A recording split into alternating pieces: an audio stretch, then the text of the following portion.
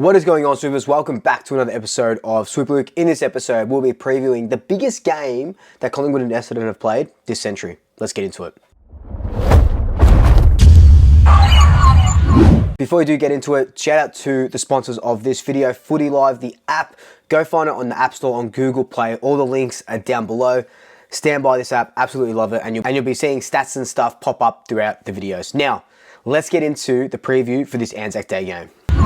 Like I alluded to at the start of this video in the intro, it is the biggest Collingwood-Essendon game in the last 20 or so years. Like, bigger than any that I could remember. From what I can remember during Anzac Day games, it's either been Collingwood have been really good and Essendon have been bad, Essendon have been really good, Collingwood have been bad, or both teams have been bad. I don't remember an Anzac Day game where both teams are not only very good, to start the season, but both in the top four. I reckon it hasn't happened for years and years and years and years. And if you know, let me know down below. But the Bombers are flying, right? They are absolutely purring thanks to Brad Scott and what he's been able to do and revigorate them and give Essendon a little bit of meaning. You know, they've been directionless for the last few years. And that's not a pot shot. There's a lot of teams that have been directionless. Collingwood have, as well. Not for the last few years, but Collingwood, have been there. And Collingwood, 4-1. Craig McRae has just got this team, with missing personnel, flying as well, like 4-1, beating St Kilda in the gather round, and now we verse Essendon, who are second on the ladder, and Pies are third on the ladder. By the end of this round, because St Kilda versus Carlton, so 1v4, and then we've got 2v3, Collingwood and Essendon. Collingwood, Essendon, or St Kilda will sit on top of the ladder going into round 7. So, let's have a look at Essendon. They absolutely smashed Melbourne last week. That was their big test. Melbourne, yes, had a few players out, but it didn't diminish what Essendon were able to do to them. Melbourne just had no answers. They were in the lead for a little bit, and then, Essendon just blew them absolutely out of the water, pretty much thanks to Zach Merrett, Darcy Parish, Sam Draper, Dylan Shield. Their midfield is kind of like Collingwood midfield, where you haven't just got one sort of star that's doing everything in the mid and getting 12 clearances and 7 tackles. Everyone is standing up and doing their role. Zach Merrett had 7 tackles and, about 9 clearances. Darcy Parish had about 17 contested possessions and a bunch of clearances. Setterfield had a bunch of contested possessions. So everyone is playing their role.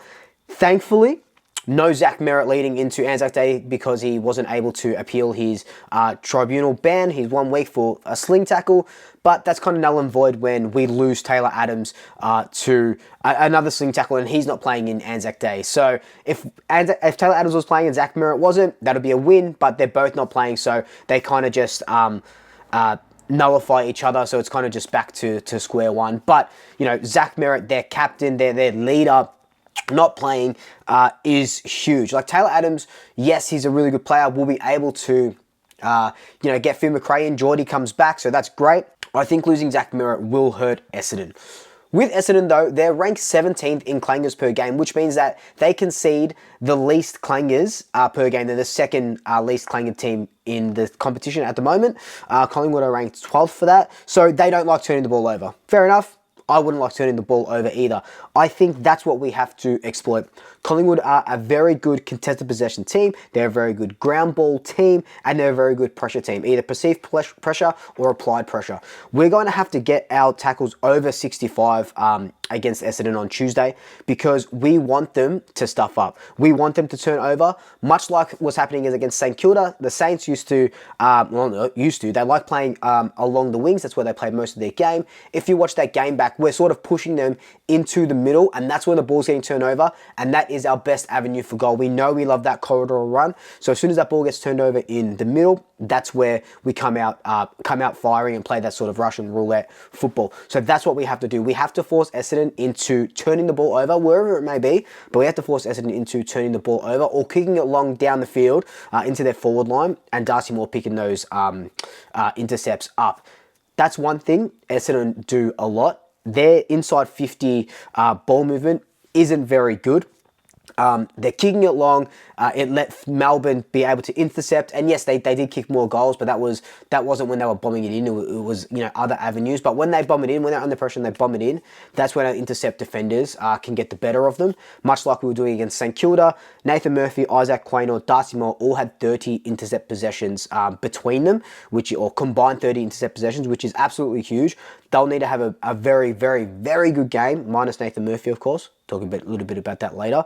But they're going to have a very big game. So it's going to be intercept possessions that are going to dictate this game, and if we can force Essendon into turnovers. We know we play this Russian roulette style of football. Saw it all season, yeah? We push up really nice, and then can we push back quickly enough? You'll see a lot on like First Crack, AFL 360, Footy Classified, and all these other footy shows where you see that Collingwood will pressure the ball carrier and pressure, that ground ball. But if that ball goes over the top, there's no one there stopping besides, Darcy Moore or whoever is like sort of last line of defense. So if we are going to commit those bodies into that contest, we're going to sure as hell need to get it back out and go the other way if we have to. We can't let that counter-attacking football stuff us up. We did pretty well against St Kilda to kind of rectify that a little bit, but we can't let that football style stuff us up because Essendon will be lethal. They've got a very good midfield. Jake Stringer is popping up, kicking a lot of goals. Langford and Sam Draper as well when he goes down there. So they are a potent forward line. It's going to be very interesting to see how we stack up, especially without Nathan Murphy. The big thing that Essendon is going to try to exploit, besides that sort of Russian roulette counter-attacking football, is our ruck situation. Obviously, we have no ruckman. Billy Frampton did his best against Rowan Marshall, just playing that role. We'll we'll definitely bring in Nathan Kruger. He won't play forward. He'll just play sole ruck. And I don't care if he doesn't get any sort of hit-outs or that sort of stuff, but we need Billy Frampton down back, especially now without Dan McStay. We need Billy Frampton down back to hold down the fort, and we just need someone competing in the middle, right? We got Ash Johnson down forward. We just need someone competing in the middle, and that's going to be Kruger. Hopefully his shoulders, I think now, plural, because they're both done. Hopefully they both hold up because he is going to be very important, especially against Sam Draper, who is kind of like a 2018-2019 Brodie Grundy reincarnate where he can push, he gets those clearances, he gets those midfield minutes, but now he's pushing into the forward line, kicked 3 goals against Melbourne. He'll bob up for at least 1 or 2 goals per game. That is where the game, I feel like, is going to be won or lost. We are going to lose Ruck hit-outs and probably a bunch of clearances because that's just the nature of it without a ruckman. We've seen a lot of teams do it against Brodie Grundy where they would play to his sort of taps and stuff, so it diminishes what Grundy can do. That might be what we have to do to Sam Draper. Yes, set up for Kruger to hopefully win the tap, but 8 times out of 10, he's probably not going to, I feel anyway.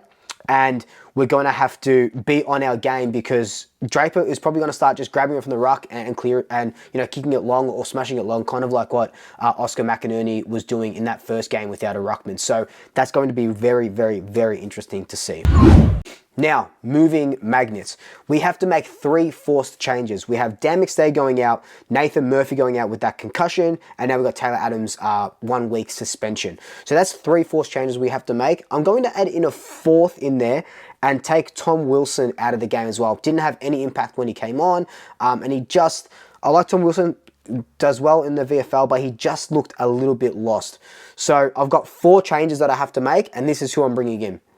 Nathan Kruger for Dan McStay, but Nathan Kruger in the ruck. Billy Frampton goes down back. We've got Nathan Murphy out now. I'm going to bring in Trey Rusco for Nathan Murphy. Rusco, let me talk about Nathan Murphy first. You cannot replicate Murphy's courage, Murphy's attitude, and Murphy's warrior-like abilities, right? Last man in defense, he's just going to put his body on the line. You cannot replicate that. Rusco has to come in, and he has had scintillating VFL form off the half-back line.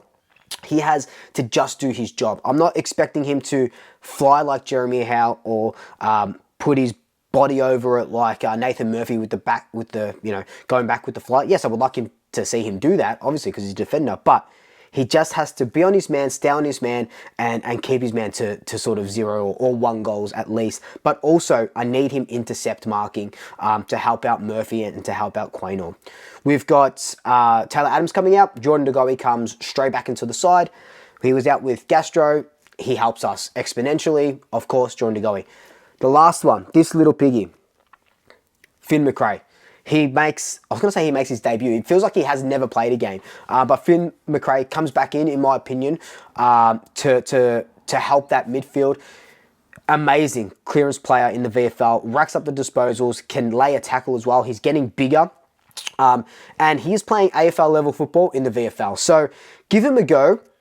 It's hard to get minutes into this Collingwood side when we are up and about with no injuries. So he has to take this opportunity to just cement his spot. Will he still be in the team when Adams comes back? Who knows? We'll see. He has to have a really good game though. Like Tom Wilson came in, had 5 touches or something like that. Albeit, no, he came in at the start of the second quarter, so he had 3 quarters to sort of get more, right? Finland McRae, I reckon he starts straight in the guts, and he has to have a big game. I'm expecting I want at least upwards of 6 clearances, 20 disposals, and a bunch of inside 50s. Now my predictions for this game.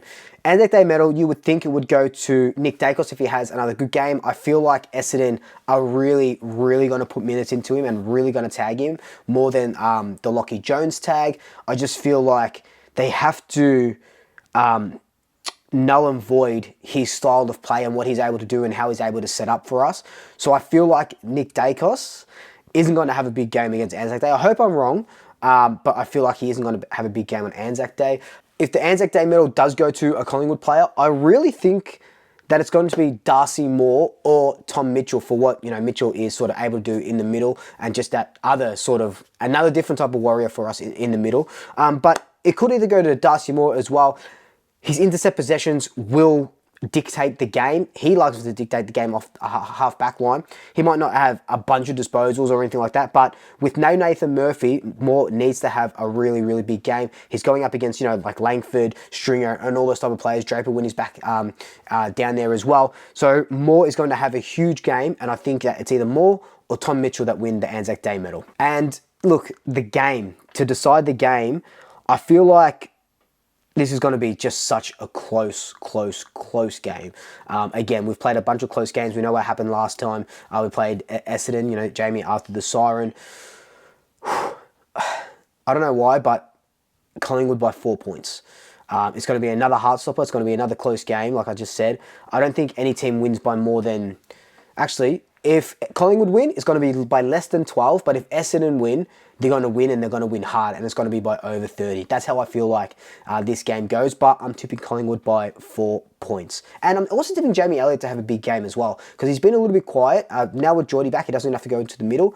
I'm tipping him to have a big game, maybe kick 3 or 4 goals. But anyway, guys, this has just been my preview for the Anzac Day game. Let me know your thoughts down below. How do we win? What is going to happen? Your Anzac Day medalist. Leave them all down below. But until then, like, comment, subscribe, tell your family, tell your friends, tell your pets, and until next time, double shaggers. I'll swoop you later.